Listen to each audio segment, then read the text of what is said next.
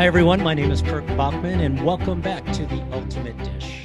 Today, I'm speaking with Brian Malarkey, a San Diego-based celebrity chef and renowned restaurateur. Throughout his career, he's created over 15 award-winning restaurant concepts. Chef Malarkey also co-developed the Puffer Malarkey Collective with his business partner, Christopher Puffer, launching the nationally acclaimed Urban Wood, named one of America's 10 best restaurants by USA Today, and Restaurant of the Year by Eater San Diego. We can't forget to mention his most recent adventure, Anime, where Asian flavors meet fine dining. If Chef Malarkey isn't in the kitchen, chances are he's on TV. Chef Malarkey was a Top Chef Season 3 finalist, Bravo's Top Chef All-Stars contestant, and winning mentor on ABC's The Taste. He frequently makes appearances on Food Network's Guys Grocery Games, Good Morning America, and many other television shows. Join me today as we speak with Chef Malarkey about what it takes to launch award-winning restaurants, appear on television, and his advice to aspiring restaurateurs. And there he is. Good morning, Chef. How are you? Good morning from Central Oregon. I love it. I love it. I was in Central Oregon, Brasada Ranch, probably not far from you, last August, one of the most beautiful places on the earth. It is beautiful. It's a little cold up here, and I've been watching I could tell. I've been watching far too much Yellowstone, so I've got my outfit on here, and I love it. The dream. Is that one of the best television shows ever made? It is just so good. You know, I'm a huge Kevin Costner fan, and then the disciplines they do with the horses on that show are actually what I grew up doing. It's reining and cutting. And so that's my mom is 75 years old and she's still out there showing those horses just like that. So I absolutely love that. Wow. Wow. That's something we didn't know about you. Oh, yes. I was a Redmond High School state champion high school rodeo 3 years in a row. No way. Oh, no yeah. way. I am a real cowboy. Yes. I get to wear the hats, the spurs, the boots, the whole thing. Oh my God, I love that. You know, I'm a University of Oregon alum, and my older daughters live over on the other side, Portland area. And boy, I just, Portland's gotten a little rough in recent years, but I just love Oregon. I love Oregon also. So yeah, you went to Phil Knight University. I did. I did. He lives over here. He has a house over here in Central Oregon. Oh, I've got to get you something. I have my whole team reading this right now. There you go, Uncle Phil. There you go, buddy. Best book ever. And I'm so excited to see the movie now. Yeah. Yeah. I'm a little nervous about the movie, but yeah. Is it called Air? Is that what it's called? I think so. So. Matt Damon. Matt Damon's in it. Yeah. I love it. Tell me about that book is the best book ever. That book, that story, the resilience right there is awe-inspiring. I mean, I'm not by any means Phil Knight, but you know what? I'm as passionate as he was that I just double down. I double down. He just kept leveraging more. He wasn't rich until Nike went public. He was living in his same house over in Portland, Oregon, wherever he was, Beaverton, Portland, and he was of almost zero value until that thing went public, and then he became like an instant multi-millionaire in the day. And he's still doing it. There, towards the beginning of the book, he talks about the formation that the geese fly in, right? And that the leaders are at the front and the leaders take the risks, like you've been taking your whole career. I absolutely love it. And all the love Prefontaine stories and stuff like that. It's brilliant. The whole thing's amazing. Yeah, it really is. God, what a connection. I love that. I'm getting chills up and down my spine. So tell us about the base. So you're at your mom's ranch. The family ranch. My mom has a big ranch up here. It's a little town called Tumalo, right in between Bend, Sisters, and Redmond. Oh my gosh. This is the ranch I grew up on. And I grew up riding horses and, shooting the gophers and raising beef. We always raised a cattle. We always had one steer that we raised every year for beef. And it's just absolutely just the most amazing place to live. And I'm so happy my mom kept a hold of it. So now I bring my kids up here and they get to ride the quads and the motorcycles and dig jumps and go swimming in the pond. And it's just the best thing ever. Then we go skiing on Mount Bachelor. So it just doesn't get any better than that. Oh my gosh, that's storybook. That's absolutely storybook. Hey, Chef Kirk here. Just wanted to take a quick break from the show to chat about you. If you're curious about culinary school and the types of careers it could open up for you, our team at Escoffier created a tool that might help. Just head to escoffier.edu/tool. That's escoffier.edu/TOOL. You can get access to a downloadable career interest survey and answer a few questions to see if you might be geared towards the culinary arts, pastry arts, hospitality, or restaurant operations. Get more clarity on the right culinary path for you. Head to escoffier.edu/tool to take this easy assessment. Now back to the show. Well, it's been a few years since you and I hung out, and we talked about it before the show started. You know, we met in New York City back in the day. And I have to say, I'm gonna spoil you here. I'm gonna embarrass you. You captivated this New York City press crowd, right? Because you did an opening presser for the movie Julie and Julia that came out with, you know, Nora Ephron. Julie Powell wrote the book, and I remember you made this. I don't know if you remember. You made beef bourguignon, but it wasn't just Julia Child's beef bourguignon. It was petite. You noticed that you had a crowd, right? So not everybody was going to get a big bowl of beef bourguignon. They were going to get a little cup. So you had all these tiny little, you know, bâtonnet carrots or brunoise carrots and beef. It was absolutely beautiful, and it was a lot of fun. And gosh, I'm just so excited to dive into the conversation. You're in Bend today, so I'm envious about that. But I was going to be really envious if you were in San Diego. As you know, as I read and I watch your career, you know, it seems like you spend a lot of time, you know, in the public. You're surfing, you're paddling, you're with your family, you're boating. Is this the West Coast dream that you ever? I was just in Punta Mita, you know, further south, Puerto Vallarta, you know, for spring break, and I got to tell you, Brian, I didn't want to come back. I mean, Oh, it's the beautiful. weather, the surfing, it's just gorgeous. So tell me about San Diego.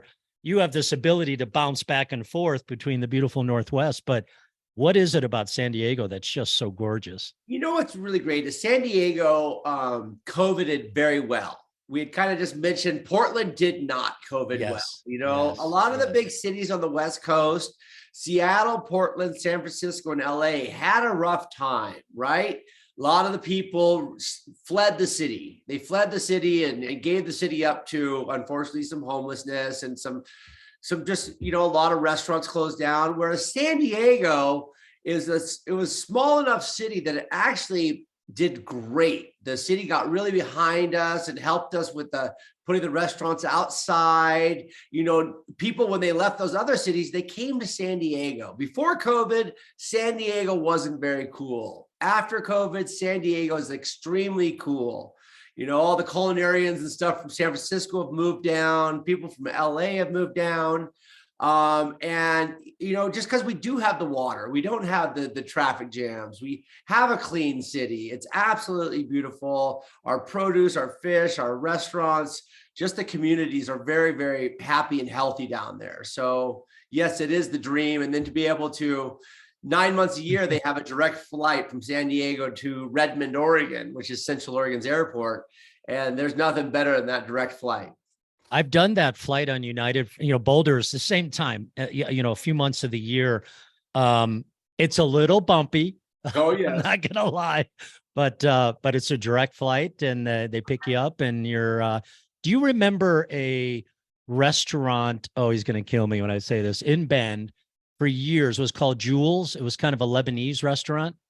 I do recall that restaurant. You know, a Yeah. restaurant still here from the 1930s is the Pine Tavern. Yes, And yes. you know who owns that is, I don't know if it's McCormick or Schmidt, but one of those people live here. If you're from Oregon, you know that brand very, very well. God, from anywhere. They had places from New York to everywhere, San Diego to Florida. McCormick and Schmidt's was huge. Jules was owned by an amazing couple, Ramsey and Julie. Ramsey went to U of O with me and Western Culinary, Le Cordon Bleu, All right. in Portland, and Julie went to U of O as well. But you know, let me talk a little bit about go down memory lane with you. I love it when I have a chance to speak with successful and amazing people like yourself, chef. Back to the very first moment that you fell in love with cooking. I think I read that. Did your grandmother have a beach house also in Oregon? Yes, Gearhart, Oregon. No way. Yeah. Wow. And Wow. so my fun tie-in with that was that my father, I never had the opportunity, but my father said my grandmother, who was a great chef, he said she would only mess up cooking when she was in the presence of James Beard. James Beard had a house in Gearhart, Oregon also. And all the people of Portland, Oregon would get together and have these big feasts. And she would cook with James Beard. My father said she'd get so nervous, she'd burn water. Oh my God, the chills just keep coming. I mean, when's the book coming out? Yeah. There's I got don't to know. be a book. I mean, these memories are incredible. So tell me about that inspiration and then how, you know, here's a cowboy from Central Oregon who falls, it must be in your DNA, right? You fall in love with cooking, you decide to enroll in culinary school. Was that something you It started wasn't thinking as that? glorious as that. It's kind of No. fun. I did fall in love with cooking. You know, I was raised by my single mom and my brother on a big ranch, and they are often out doing the, you know, tending to the horses and mending fence and changing irrigation pipes. And I actually learned to cook at a pretty young age. So I could like, you know, I mean, the basic stuff, but, you know, I was like, you know, making the rice and I was learning to grill the meats and stuff like that. So I was helping out in the kitchen a lot. And I remember my mom even took me to little cooking classes when I was probably like 8 years old, like baking classes and stuff like that. So I always kind of enjoyed it. Um, you know, I fell in love with cooking protein mainly because little different story, but every summer or every year we had a cow that we would raise to fatten and to eat. And, you know, when I really figured that out and realized my pet cow was dinner, I would rebel against the family and I would steal the best steaks and go cook them for my friends. I'd be like, whatever, you know. So we had big grills and barbecues and stuff. And my father was always a big chef. And then, like I said, my grandmother was much more of an elegant chef, had dinner parties with little finger bowls for your hands to, like, you know, clean your little fingers between bites and stuff. And so yeah, I had the coastal cooking and the ranch cooking. So a little surf and turf, we'll call it. And then I wound up going to college. I didn't really know what I wanted to do. And I think it's very important for people at any age to realize that the culinary arts, cooking, you know, is an option for people right now. And, you know, in line with your Escoffier, is our industry is decimated.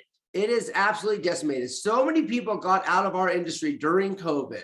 It's so hard for us to find cooks who want to get in there and grind. Everyone got some jobs that they could work from home, or I don't know what happened to an entire workforce, you know. But there's an abundance of opportunity in our profession, right? From entry level to running restaurants and stuff. I have people hitting me up, headhunters hitting me up all the time, asking me, do you know anybody that could fill this niche? And I was like, I don't know. And so, you know, I was even thinking about going to speaking at local schools and saying, hey guys, I didn't know what I wanted to do. You know, I was told I should study business. I should do this. And I was like, but nothing caught my passion, right? And, you know, I bounced around college, University of Portland. I did some Santa Barbara City College. And I stumbled all the way down to acting. All right. I was really at the interesting point in my life. And I was doing a local theater. My father came down to watch me in this play. And at the end of the play, he said, you know what? He said, you are a terrible actor. And I said, you know what? I know it, Dad. I'm just not good at, you know, memorizing the lines and stuff. I'm just not good. He goes, why don't you do what you love? And I'm like, I'm looking for that. I want to know what that is. He goes, every time I'm around you, you're having a party, you're cooking for your friends, you're making cocktails, you're just having the best time. I said, do you want me to be a professional partier for the rest of my life? I'm in. I'm in, Dad. I got you. And he said, no, you're throwing parties, your dinner parties. So he said, why don't you go to the Cordon Bleu back up in Portland, Oregon? And I'll be closer to home. And I went and did that. And to be honest, I didn't get captivated by culinary school. It didn't work for me. It was outdated as far as I was concerned. I had the opportunity to eat at different restaurants and stuff, and explore. So I kind of knew what was going on. I wore a paper hat and I had to wear a cravat and the houndstooth pants. And I've always been a little fashionable. And I was like, I don't like this, And, I learned what classes I kind of liked. And when people are going, well, I want to go to culinary school, I said, well, you should work in the industry for a little while to make sure that it's the proper fit. It's not TV, it's not glamorous, it's not glorious. But it is a passion that people who have it, you don't get rid of it, and you enjoy going to work. Every day is an adventure. Every day is exciting. Every day is new and different, right? And it's just a wonderful environment. And if you have the passion, you will know immediately, right? Like we in the restaurant industry, we're bored on Monday nights. We're bored on Tuesday nights. Then all of a sudden you start getting ready. Then it's just going and going and going. And then, we call it comfort and chaos. We love when we're really busy and having a good time. And so culinary school let me know that I wanted to do higher end food, right? I knew I got to see lots of different options. And that was what was great about that. And then I went down and worked at the Citrus in Los Angeles. And it was a big glass-in kitchen, and it was the French brigade system, and the French led the charge. We had amazing, Mexican mercenaries, and we had passionate people here. And it was just like, it was a team, and it was like rock stars. And it was like Anthony Bourdain had written the script, right? It was amazing. And the celebrities of Los Angeles were looking in the kitchen at us like we were the stars.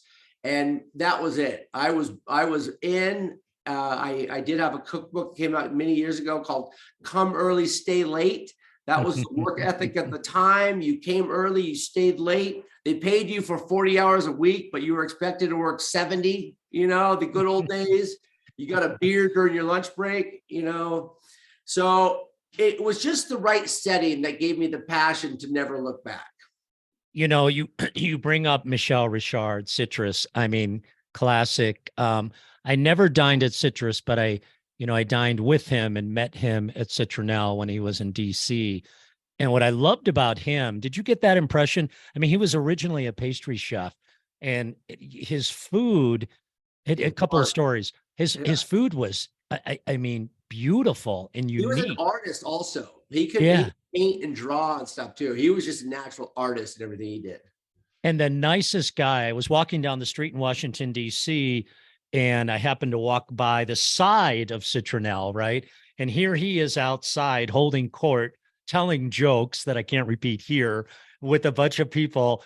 And before I knew it, 4 hours had passed and we hadn't moved, and then of course the next night I'm in, at the chef's table. His son is behind the line and he's at the pass. There's not a dish that goes by that he doesn't, look at, right? Yeah. Or touch in some way.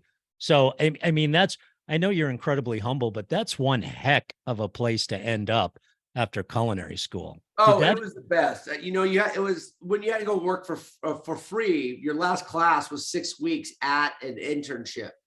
And you know what it is? I actually just hung out with Patrick Key, who was the sous chef there at the time, who actually went on to be the big writer. Kuh is his last name. I don't know if I ever say it right. Patrick, for LA Magazine. He was the big food critic for years and years and years in Los Angeles. Okay. And I didn't really realize that, but so it was Alain Girard was the chef. Patrick was the sous chef. And, I went in there with my little paperwork and I was like, all right, guys, this is what I'm going to do for the next 6 weeks. And they laughed at me. They're like, whatever. They put me in the back room with the team. And I turned artichokes and peeled asparagus and stuff like that for the first 6 weeks. And after 6 weeks, they look back, they're like, oh, he's still here. let's bring him in. Let's teach him something. And I wound up spending about 2 years there. And, then I moved around. I'd worked at restaurants in Seattle and Minneapolis and just kept bouncing around a little bit, And I was reading an article from LA Magazine years later. And it was about this female chef in a men's kitchen, and her like holding her own, and her burn marks and her work ethic. And all of a sudden I was like, I'm in this kitchen. I'm in this kitchen. And I looked to see who wrote this article, and it was Patrick, who was the sous chef who had turned into this tremendous James Beard award-winning writer. And he was writing the story. I was like, oh no, I was physically in the kitchen. Like, I know all these people. This is amazing. What about travel? You just mentioned Seattle, Minneapolis. How important in your mind, even today, right, post-pandemic, technically, how important is it for chefs to travel globally and experience different cultures? It's a great opportunity. I don't think it's a requirement anymore, but in the olden days, it was like you got your badge of honor for going and cooking in New York. I still look back going, God, I never cooked in New York, 5 people in a tiny apartment, and you all work 2 jobs, Yeah. If you're young and in the culinary field, it is an opportunity that you can travel to Europe, Southeast Asia, all around the US, and you can use it. I mean, I have friends that work on cruise ships and friends that work on private yachts. I mean, you can go see the world if you're not attached to anything and have something holding you back. But if you are, and if you have a family, you can find everything you need in any given town, from high end to low end to, it's just tremendous amount of opportunity in this field, and they're paying living wages. Back in the olden days, back in the citrus days, I wasn't making enough money to live, but they fed you and everything like that. Now, the pay rates equal the work, and there's just a lot of upward mobility on that one. And that's a fun thing to talk about too. So you get into this gig, right? And this is why a lot of the culinary schools didn't really work out back in the day. It was too much. You're paying too much for the education you're getting, right?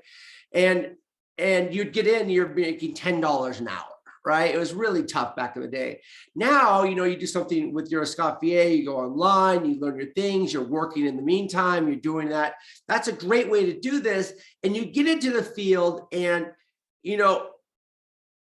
it's so funny. I mean, no disrespect to anybody out there, but I often, people are like going, you're just such a great chef, and what's your keys? And I was like, I just showed up every day. I took care of the simple things. I just showed up. I did my job. I wasn't hungover. I just went in there and enjoyed it, right? Made my own little games in my head. How fast, how organized, what can you do? And there's not much consistency in our industry. We're not rocket scientists over here. We're not the high end, overachievers. We're salt of the earth kind of people in this industry, right? And you don't have to be great. You just have to be consistent, and you'll win in this game, right? And a lot of people who are great chefs that can cook the best food, they can't run a kitchen, and it gives them less value. So the turtle who knows how to just consistently get in there, motivate the staff, make sure the numbers are working, puts a really good dish on the menu and stuff like that, they will exceed far beyond the rock star who just knows how to cook great food, yet his team doesn't really like him. The numbers don't really work, those things. So you don't have to look and go, oh, I'm not good enough to be that person. You just have to be the best you, and you will be able to succeed immensely in this industry. That's so well said. And Uncle Phil called that leadership, right? Yes. Leadership, all those things you mentioned.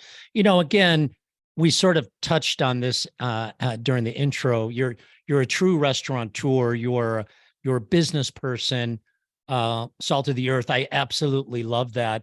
I was watching, prepping myself for, our chat. I found a video where you were just deveining some shrimp. So, and what I loved about it is you were in there, right? You just grabbed that shrimp. You talked about shrimp in a pasta dish, remove the tail. Or if you're going to serve it, outside of a dish, you leave the tail on. You cut it. You talked about the pooper shoot, right? Clean it out. And so what I loved about that, with all of your success and all of your notoriety, you still can jump in there and grab a shrimp and quickly devein it.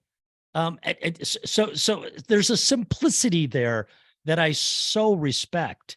And on that is it's the bicycle. I worked in the olden days where you worked and you learned everything, in that kitchen, in any kitchen.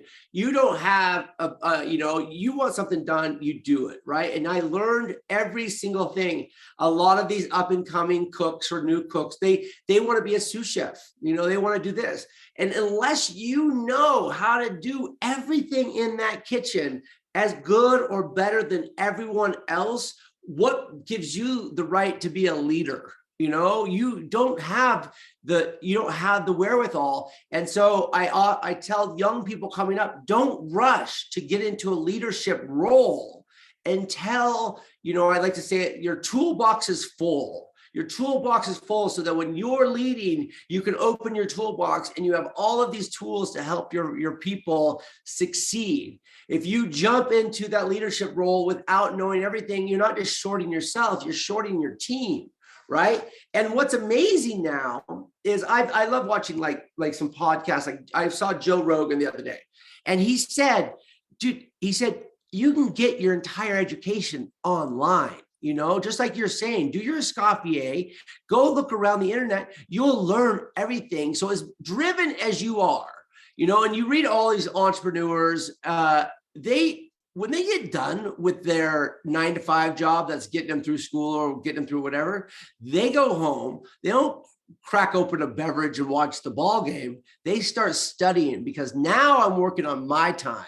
My time's more valuable. That was your time. You had me in that capacity. Now it's my time to do more and over succeed and learn more. I don't have a 9-to-5 work day. I'm a student of life. I'm constantly thinking about things, constantly writing things down, constantly thinking about what I can do better and how. I sleep it, I breathe it, and it's fun. It's not work. It's fun. It's all a giant Tetris problem to me. And you make it fun. I was actually going to dive into, key ingredients for aspiring restaurateurs or leaders, and you hit on it. The key word was that word consistency, right? We all need more consistency and humility too, right? I grew up in the business. My father came over from Europe in the 60s, and he achieved what's called master, level for pastry chef. And the only advice he ever has given me through the years, and he's 86 now and, doing great and still baking at home and all of that. But all he ever told me was just try to be a great cook for life. Just don't worry about all the letters. Don't worry about what other people call you. Just be a great cook for life. And that's kind of what I'm hearing here today. Brian, I'd love to talk a little bit more about this. I'm all over the internet looking at, the Puffer Malarkey Collective and your relationship with Christopher. On your website, it says, this is brilliant, our culinary ethos celebrates California while exploring global influences. Our food is rustic but elevated, seasonal, and approachable. Love that word. We value simplicity above all else. Our method of production honors the open flame, wood-burning ovens, and coal-fired grills. Where's the inspiration for all this come? You're getting chills too, right? That's on the website. It's absolutely beautiful. It's so funny. I was doing a cooking demo the other day, and again, I was like going, people seem like they're, I don't cook. I don't do that. I was like, hey, I got to point something out. I'm doing what they did 5,000 years ago.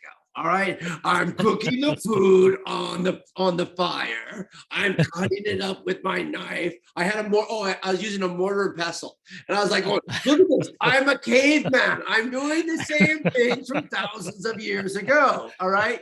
We haven't advanced too much. So just have fun with it. It's fire and knives and grinding.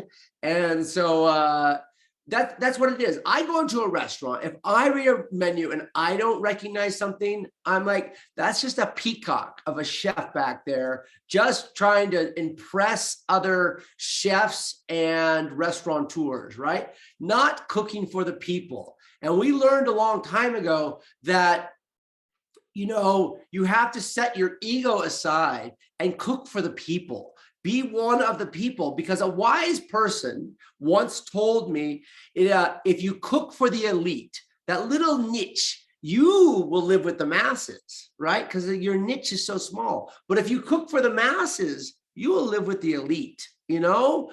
And the idea of reaching a broad group of people who come in and appreciate your food, a simply grilled steak with salt on it is all you ever really need. You know, something simple. Roasted carrots just done right with a little seasoning is just a celebration of the earth, you know? So less manipulation. And it just ironically works out with less labor force means less manipulation, you know? So we're not doing a ton of small knife cuts anymore. We're not doing those things. You want these robust rustic dishes that make you feel like you're getting your value, your money's worth.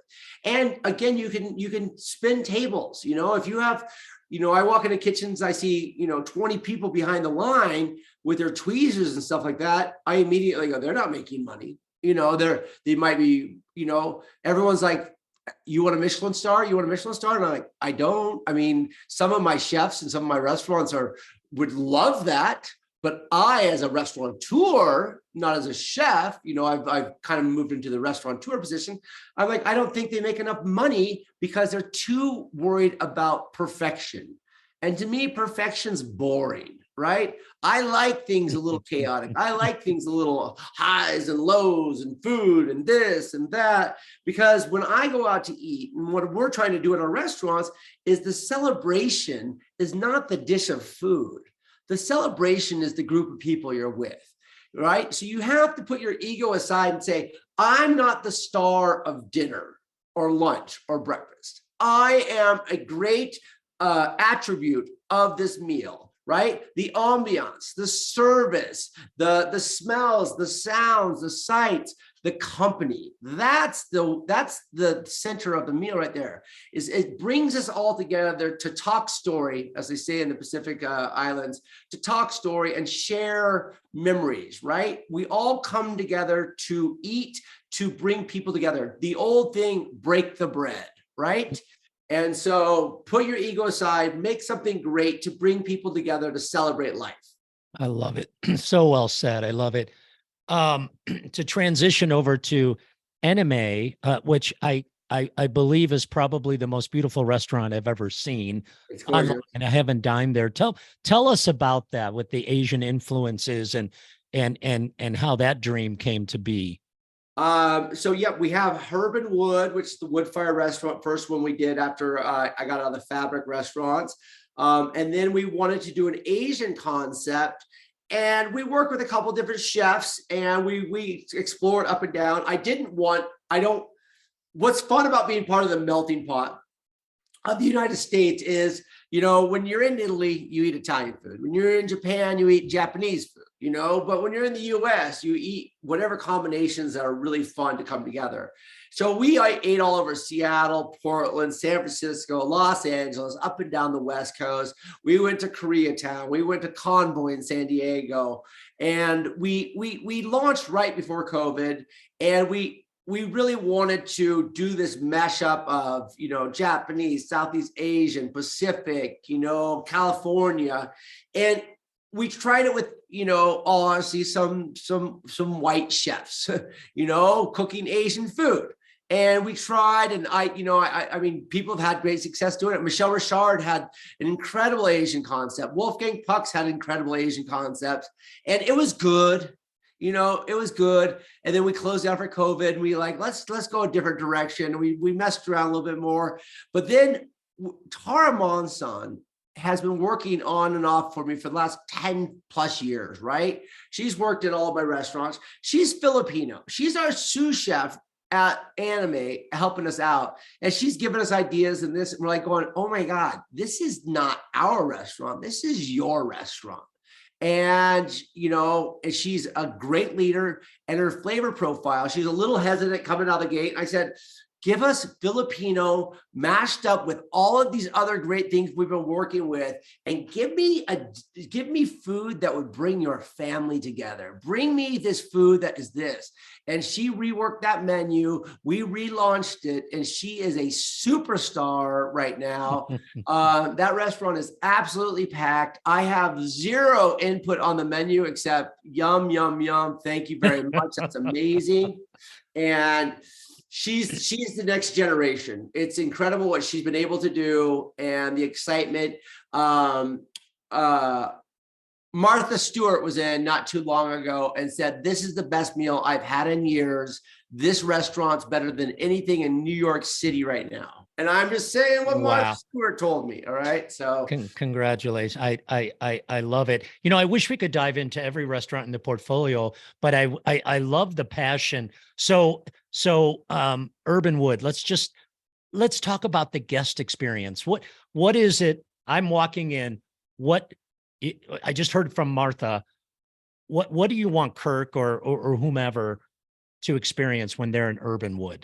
So Anime is a little bit more upscale, right? You get dressed up. People get dressed up for anime. Fun. Urbanwood is a party. It's a party. In a lot of professional restaurants with your fancy professional chef, he'll be like, I can only do this many people per 30 minutes or this 45 minutes. I only take 110 top, or I don't do that many large tables.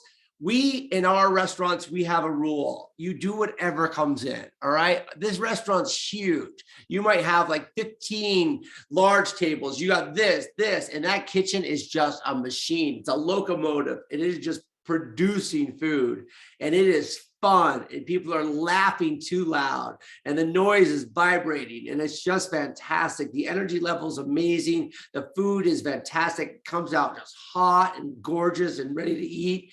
People are sharing and passing dishes. It's just a true celebration of life restaurant.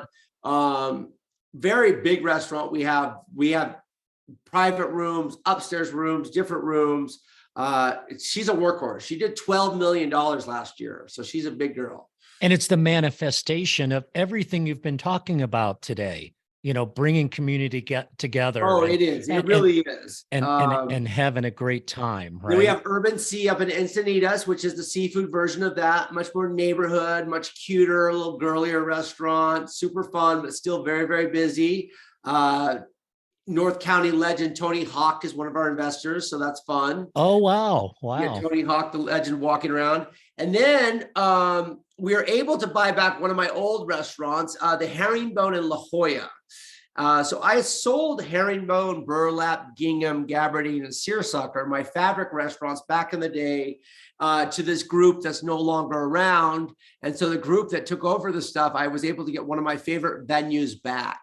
And this one's a fantastic building, old, like 1940s barrel roof building, currently under construction renovation by my business partner, Christopher Puffer, who did the design with a group on anime. And to celebrate my old French upbringing with Michel Richard and Lalonde and Patrick, we've decided to do a French-inspired, that's how you get away with doing whatever we want. I love it. I love it. Inspired steakhouse. And we're going to name this beautiful restaurant. With the world being a little too politically correct and a little too uptight lately, we wanted to have some fun with this one. So in celebration of a rooster from France, I've been called from time to time a bit of a cock. We are naming our restaurant Le Coq. And you heard it here first. I absolutely love it. I had the pleasure years ago of dining at Seersucker, and it was everything you just mentioned. Way back then, it was energetic. I sat at the bar. People were moving around. The bartenders were lively and exciting. I'm so happy for you. I absolutely love it. Love it. Let's talk a little bit. You shared the story about, your dad's feelings about your acting talent. However, like, look at me now, Dad, right? I mean, you are incredibly natural, obviously a gift to the camera. It was, or I'm sensing it wasn't, but I'm curious about when becoming a TV personality or a personality period became part of your dream. It comes so naturally to you. And did it come to you naturally, like, hey, we're going to film you, Brian, here we go? Or did you think about that? No, so way back in the day when I was working for the Oceanair Group, a group of restaurants, I was I moved from Minneapolis to Seattle to San Diego with the Oceanair Group, which was a great concept. I think there's a few of them still left, but it was seafood concept, but chef driven. About 50% of the menu was given to that chef in each city to, I mean, you're playing with seafood. You got to do local seafood when you can. And so the corporate chef, Wade Weisling from Minneapolis, Minnesota, had kind of a rule that he wanted all of the chefs, when you're not busy, I want you to be in the dining room talking to the tables, right? So go touch tables. And, he said the greatest marketing you can ever do is inside your four walls, right? No press, no ads, no out in the street stuff works as well as when the chef walks up to your table. And I think a lot of the chefs in the restaurant group didn't listen to him, but I heard him loud and clear. And, tickets come in waves, and in between the tickets and this and the expo and running around, I would always be out there like, oh my God, don't you just love that? This and this and this. And to this day, I still have people going, oh my God, I met you at the Oceanair. You came to our table. So that kind of started my build of San Diego, of getting to know the community. And then just through some shenanigans and craziness, I wound up on Top Chef. But people are like going, well, it's so funny that Top Chef has become such a breeding ground for talent and, kind of TV chefs. There's so many people that have done so well from Top Chef, but we don't go into Top Chef with any training. It's a reality TV show, right? You're just getting followed by a camera. It doesn't teach you to talk in front of a camera. It doesn't teach you any of those things. It just works out that some people have the ability to do it.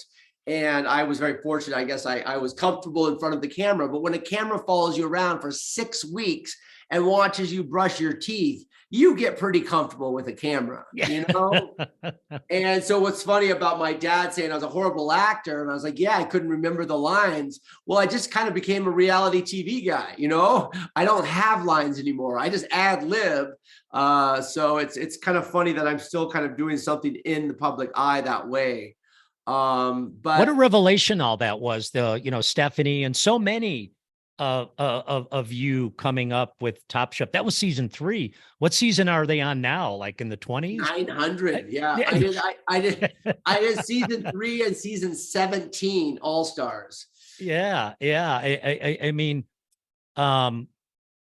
so if I had to ask, if someone came to you for advice, like, hey, I want to follow your path, I want to do what you did, particularly because they saw you on television, what advice do you have for them?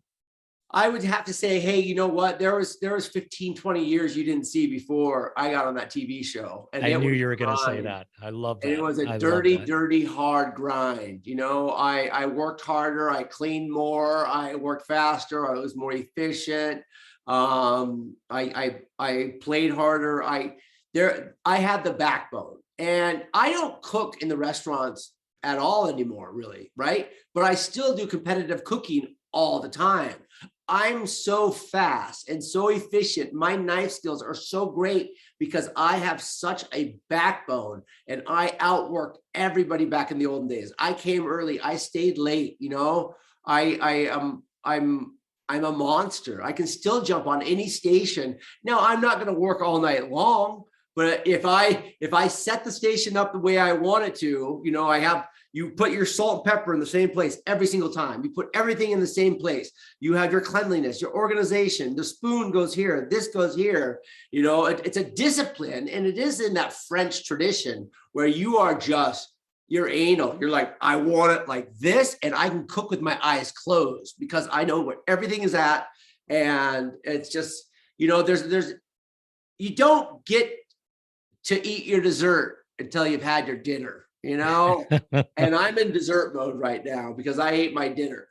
I So love that. Your next restaurant could be called Mise en Place. I absolutely love that. I want to spend a little bit time or give you time to talk about your new consumer line of cooking oils called Chef's Life. And I think I see some of them over your shoulder there, but you do. how did that come to fruition, and how fun Great is that story. creating tools for chefs? Well, so well, they closed us down. They closed us down back in the day, and we wanted to do an employee relief fund. So I started doing online cooking classes. We started selling some wine inventory. We were able to raise $100,000 for our employees. And I realized that, I was doing Zoom cooking classes all the time, and we weren't making that much money doing them. I was like, I need to ship ingredients to people. I need to do that. So I called up a bunch of these companies that do it, and they wouldn't help me. So I figured out how to start shipping. I started shipping every relative I had frozen chickens and this and this and this. And we were testing and logging it and seeing what worked and what didn't. And then eventually we turned it into a huge business, and we were shipping over 1,000 boxes a week during COVID, and doing a ton of cooking classes. But what cooking classes gave me was the opportunity to come into people's houses. As the chef, unfortunately, you don't get invited to a lot of people's houses for dinner. They're a little intimidated. And when they want you to come over, it's on a Friday or Saturday, and I'm never available on a Friday or Saturday. I'm in my restaurants because I'm still doing what Wade taught me back in the olden days. My best attribute I can give to my restaurants is to go to them and talk to every single table. They've seen me on TV. They call me shenanigans. They call me malarkey. They want to get a picture. And that is bringing people in, and we call it malarketing, right? So we needed some malarketing.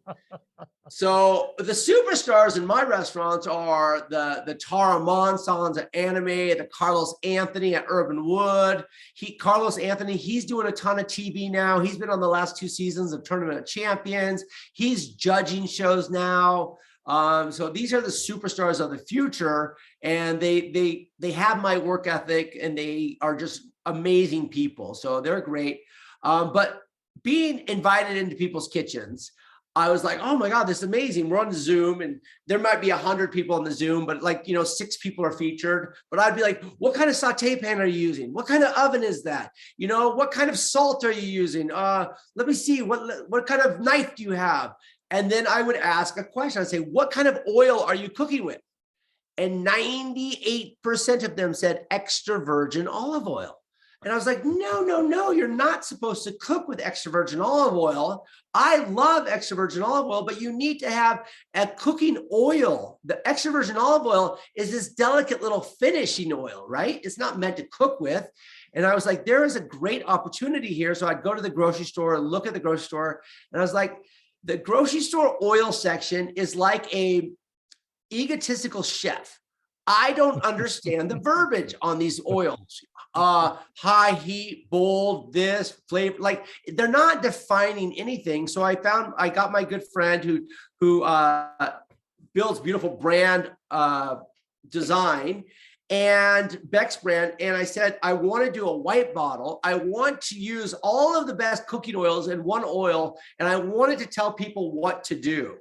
And so when we came up with the name, I was thinking Chef's Oil. And Bex talked me into, she goes, no, this isn't an oil company. This is a lifestyle company. And a lot of people are like, why didn't you name it Malarkey Life or Malarkey something? I said, because I'm not Guy. I'm not Bobby. I can't sell a product line just as me. So I did all of us. I put Chef's Life. Why would I just pigeonhole myself? This is chef's knowledge for the home consumer, right? So I was able to get the .com from some chef in Germany, chefslife.com, and we made 3 lines of Chef's Life oil. And I'll hold it up right here, but you'll see I used avocado, olive, second press, not extra virgin. you have sunflower and grapeseed oil, right? And right here is the key. It says, use this oil for cooking, right? So brilliant, Brian. And Oh my then God. in professional restaurants, we love extra virgin olive oil, but you drizzle it on your steak when you're done with it. You drizzle it on, it adds whatever flavor you're going for, grassy, salty, spicy, depending on the olive oil. This is a great, everything kind of extra virgin olive oil. Use this for finishing. And then right here, when I make a vinaigrette or marinade, I want it to have some of the fatty heaviness of the extra virgin olive oil, but heart healthy avocado and grapeseed to consume. So this is our blending for your vinaigrettes, your marinades, your aiolis and stuff of that nature. And I was able to get audience with Kroger. And I told Kroger, I was like, hey, Kroger, you guys are boring. You need to step it up. And they're like, you're right, we do. And they launched us in 2,000 grocery stores. And that was less than a year ago. Today, we're in over 3,000 grocery stores. We're in a lot of Targets. We're in a lot of boutique grocery stores. We're everywhere. And Chef's Life is doing great. We just added 2 new SKUs. We have our cooking oil. One of them is just the exact same oil as the spray. And then this is the same exact oils also, but with a butter flavoring.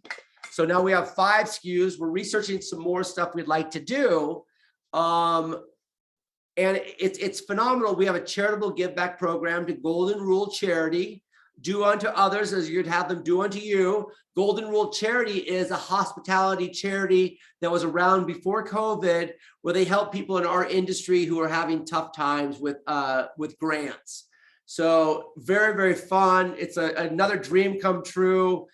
We love shooting content for Chef's Life because realizing people didn't know what oil to use. Stop using extra virgin olive oil for cooking, right?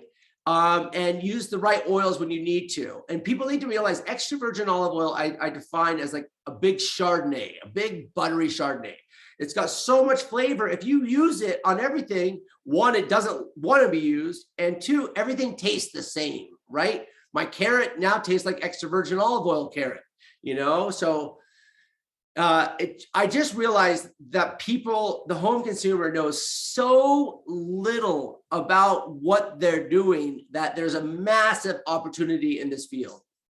I love it. I love it. And thank you congratulations, first of all. I'm buying the kits for everyone here in Boulder. I absolutely love it. You mentioned Golden Rule Charity, and ironically enough, I just have a few more fun questions, but charity and giving back is really important to you, isn't it? I think it's the key to hospitality. The whole idea of training cooks and teaching people all along is you're really giving them the tools and knowledge to not just be a good cook, but be a good person in life. And we're in the trenches in restaurants. And that's been something that's so important, the contact and the human, when you're going to, cooking's kind of like going to battle with people. I got your back, you got mine, I'm helping you. I'll stir this, I'll flip this, you do this. You're really intricate in what it is. And you're taking different people from different walks of life, from different communities and different societies, and you're all coming together for a common goal as easy as putting a dish of food together, and the amount of people that I've trained and watched blossom in this industry and teach them about, you're not just teaching them about how to do their job, you're teaching them about how to be a responsible person, how to be a caring person. And hey, if you call in sick, man, you're hurting the whole team, and, if you're sick, don't show up, obviously, but don't just go to the beach on your days off on us. All right, man, we're here. We all need each other. And I think that really kind of lends itself to making the world a better place, and so the whole thing is, if I have something, I will share it. And I'd like to give back and help people, because the end all goal is just to live in a world where you can hopefully make it a little bit better. So well said. So well said. You mentioned motorcycles at the onset, and sounds like there's some motorcycles there on your mom's ranch. And I talked to we've been doing the podcast for a couple of years now. Almost every chef, you included, mentions Marco, and I love that. That's a menu from his steakhouse in Dublin that I happened to stumble upon. And music. Is music part of your life as well? Oh, certainly it is. You know, we have one of the few jobs where a lot of our kitchens are in the dining room. So we're in the vibe, we're hearing things. And so music is always a big, important thing in any one of our restaurants. And, you know, again, those super quiet restaurants that are so perfectly controlled and so tight, dude, I'm not wound that tight. I'm loose. I like to have fun. I like to yell and have a good time. And, you know, I like to put my personality on a plate. Anytime you look at me on one of these cooking competition shows, you'll know you don't have to look to see me hand you the dish. You know what dish is mine. It looks like a party. You know, I'm still throwing the party. And so when we talk about music, so perfect answer. I love going down in the spirit of High Fidelity, one of the greatest movies ever made back in the day. So if I asked you top 3 bands of all time, what would they be? Oh God, that puts me on the spot here. Top 3 bands of all time. Well, I'm really, you know, I would just have to say, like, I'm into my more relaxed music now in my old age and stuff like that. So Bob Marley and his band, right? Oh, love it. Love it. So like, I mean, that's almost like sainthood there, you know? Should be on the podium. Should be on the podium. Yep. Then you have to go with the Beatles, who are forever timeless, right? And then you want to just get wild and crazy. I'm gonna have to throw some like Guns N' Roses in there or something, you know that you got to have the bad rock and roll boys, all right? So we got the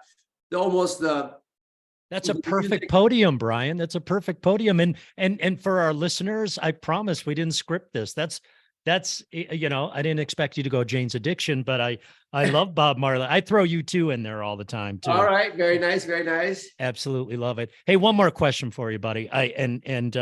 This can go anywhere you want, but the name of the podcast is The Ultimate Dish. So, in Chef Brian Malarkey's mind, what is the ultimate dish? You know, and I think this really kind of just says it all right here is I will eat a whole tin of caviar, right? You can put truffles on my pasta. I love it. I will eat lobster and scallops and all of those things. I will have the best Wagyu beef ever, right? But you know what, to me is just the perfect meal. And this is seriously the greatest thing ever, is the first thing you learn to cook in cooking school and kind of the rite of passage. And I firmly believe maybe the best thing there is, it's the roasted chicken. It is the simple, humble roasted chicken. I would probably spatchcock it, right? It's my favorite thing to do these days. I spatchcock my turkey at Thanksgiving. It makes it cook on an even playing field. You remove the spine, flatten it out. You get that crispy skin, that juicy meat. It's so good, right? And then it's great in the summertime and the wintertime. You can use the bones for making great soups and stocks and stuff of that nature. But it is the simple, humble, I would say, the French dirty butter mashed potatoes and the humble roasted chicken. Absolutely perfect answer. I would expect nothing less. And Brian, thank you so much for taking time with us today. During your break with your family in Oregon, I'm so honored and so appreciated. Let's stay in touch. I love it. I appreciate it. I look forward to seeing you out here on the sunny West Coast at some point, if the sun ever comes back out here. You'll be the first person I call. Thank you so very much. Thanks for sitting with me. Absolutely, Chef. Thank you for listening to the Ultimate Dish Podcast, brought to you by Auguste Escoffier School of Culinary Arts. Visit escoffier.edu/podcast, where you'll find any materials mentioned during the podcast, including notes, links, and other resources. You can also browse other episodes and subscribe.